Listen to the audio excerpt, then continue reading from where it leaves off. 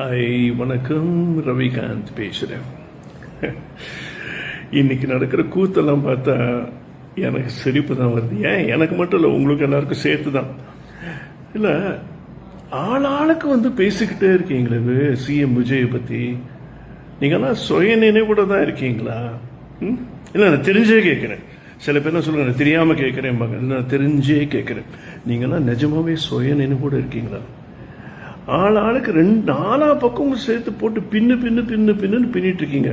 ஆனா அந்த மனுஷன் மூஞ்சில அந்த ஒரு சிரிப்பு திருக்கு பாருங்க. மாமனை உங்களுக்கு எல்லாரும் வைக்க போறான் அவன் வேட்டு. அதுதான் எங்க சிஎம் விஜய்.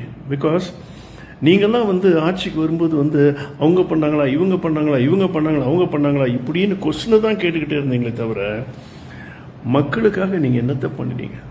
ஒரு எம்மும் போடுங்கல. ஆனால் இவர் வந்திருக்கார். கழித்து போட்ட அண்ணிலேருந்து நாளுக்கு நாள் ஒவ்வொரு நாளும் நிறைய பல விஷயங்கள், நிறைய பல திட்டங்கள். இதில் மக்கள் எல்லாருமே சந்தோஷப்படுறாங்க.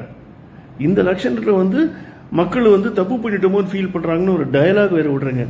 ஏன்டா ஒன்று சுயமாக பேசணும், இல்லைன்னா யாருன்னா எழுதி கொடுத்தாங்கன்னா அதையாவது ஒழுங்காக படிக்கணும். ரெண்டுத்துக்குமே அறிவில்லை. அப்புறம் ஏன்?